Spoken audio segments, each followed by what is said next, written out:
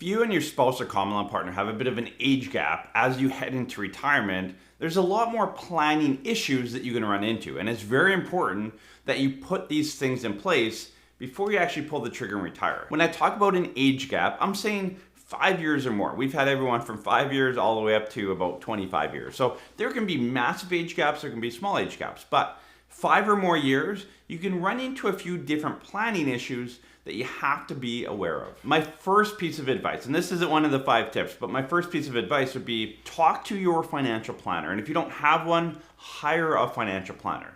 There's definitely more planning issues that can arise when you have an age gap. Ideally, when there's an age gap, you actually start planning a bit further in advance. And the reason for that is you may need to set up your accounts, depending on your situation. You may need to set up your accounts a little bit differently, spousal accounts, whatever else it is, to make sure that when you hit retirement, you can level out your income a little bit better. You should start planning ideally about 10 to 15 years before the oldest person plans to retire. So one of the considerations you need to look at is RRIF income. And when you start drawing down your RRIF, you have 2 options on how you calculate that RRIF income. You can base it off of your age, or you can base it off of your spouse or partner's age. So if there's an age gap, let's say one partner is 60 and one's 50, you may want to convert to a RRIF and base it off the person at 50. Now, typically we do the RRSP drawdown, there's tax planning. It will typically make more sense to do it off the 60, but you can do it off the 50. So when you convert to a RRIF or when you convert to a LIF, one of the kind of check boxes you have to tick off is, are you basing the minimum RRIF payment off of your age or your spouse or common law partners? The second thing you need to look at, and this is more of the runway leading up to retirement, is a spousal RRSP. So again, if the older person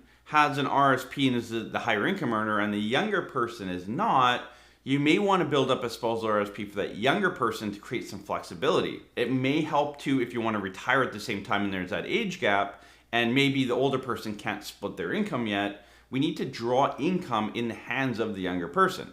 And sometimes utilizing that spousal RRSP is a great way to do that. Now make sure you look at income attribution rules. There's, again, a few things going on there.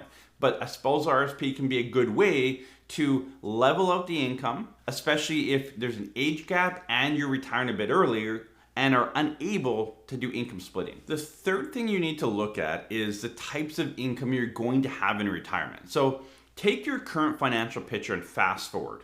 What does retirement income look like for you? You're gonna have CPP and OAS, sure, but do you have an RSP? Do you have a defined benefit plan? Like, what are your income sources in retirement? And then from there, which ones can you income split and at what age? And then the next layer down is, what age are you retiring? So if your retirement income is primarily from an RSP, you're gonna convert it to a RRIF and start drawing out income, but your goal is to retire at 55 and your partner is gonna be 48. So you're a bit of an earlier retirement. Well, at 55, if you convert your RSP to a RRIF and start drawing that out, you can't split that income with your spouse. So how are you leveling out your income between you? How are you getting some income off to your spouse? Again, this is planning. It might tie back to my previous one with spousal RRSP, but this is planning that needs to be done years in advance typically, not the day you retire. Do this process yourself. Look at your financial statement and where is your retirement income coming from? And I'm not talking about optimizing it and all that. I'm just saying, what income streams do you have? And which ones are you going to be able to split with your younger spouse or common law partner? That's a very important question. And really that's the core of this video. How do we not only level out your average tax rate in retirement, but how do we make sure we get some of your income off to the younger person? Because often it's not the older person retires and the younger person keeps working, because what happens there is, let's say Joe at 60 retires, but Sally at 50 is going to keep working. Well, 10 years later, Joe's 70, Sally's ready to retire, but Joe's 70. Like, he's missed a lot of his go-go years and hasn't been able to travel as much because Sally's tied down to work and all that. So typically it's, no, we're retiring at 50 and 60. So we don't want Joe to have all the income. Now, hopefully Sally's built up some accounts as well, but these are the things you need to look at. My fourth tip is for everyone with a defined benefit plan. And if you don't have a defined benefit plan, stay tuned for my fifth tip because it's really, really helpful. But if you have a defined benefit plan, When you get your defined benefit options, it'll be a list. And sometimes there's 3 options. Sometimes I've seen about 15 to 18 options. Those options are going to say, single life guaranteed for 5 years, 10 years, 15 years. There's going to be a joint life, maybe with 50% survivor, 66.5%. And then maybe 75% or 100% survivor benefit. When you choose your defined benefit pension plan, you need to consider your spouse or common law's age, your health issues, your other income sources, how long this needs, how important this is. If you have a small defined benefit plan, it may be a small piece of the pie, but for a lot of you, it's the biggest piece of your retirement income pie. So you need to make sure you work with your financial planner to say, look, as someone that's collecting the defined benefit plan, if I die early, what choice do I have to make sure that my spouse is going to be okay? You don't want to die and leave 50% to your spouse, and 50% hardly gets by for them, right? You're going to have to take a higher death benefit option. It means a smaller amount up front. And can you live off that? So there's kind of this yin and yang back and forth, figuring out, well, we want more now, but if something happens, we need to provide for that person. When you apply for your defined benefit pension when you retire, they do consider your spouse's age. So if you take a survivor benefit, 100% survivor benefit, let's say, the calculation has, put in your spouse's age or your common law's age. If it's a lot younger, it means that you're going to get that much less, because they know that person likelihood is to live longer as well. So that's all calculated in. So if you're wondering, why is it smaller than, Joe at work and he worked the exact same amount of years and income and all that, your spouse's age is going to be a factor in that. So another option here might be, can you take the cumulative value of your pension? What does that look like? Is that a better option for you than taking the ongoing pension?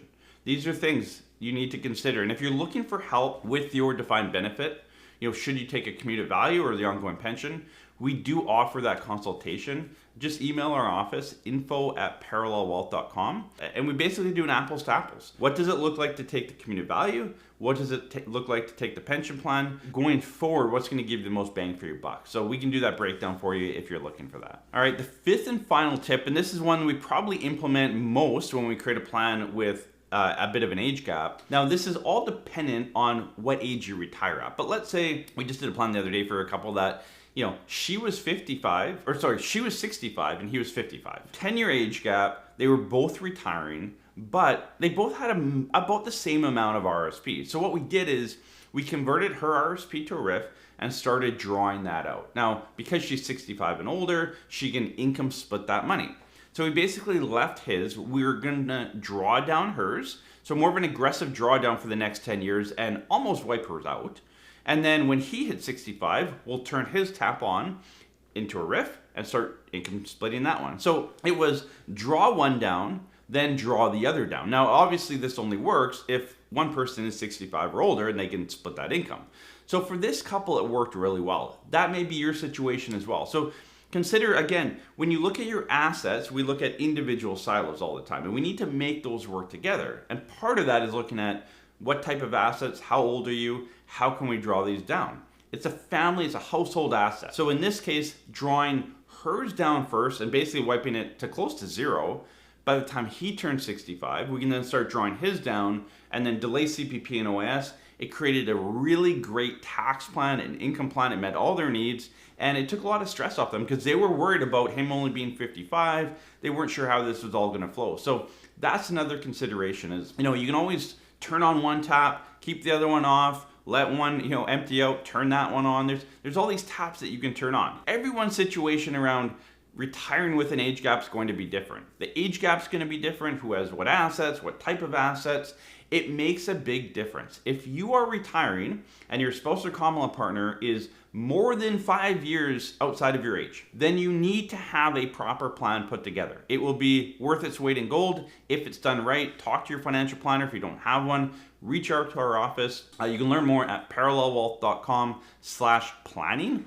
All of the information. We help Canadians from coast to coast. If you're planning to retire back into Canada, if you're abroad, we can help you out as well. So reach out to our office. We'd love to help you out and get a plan in place.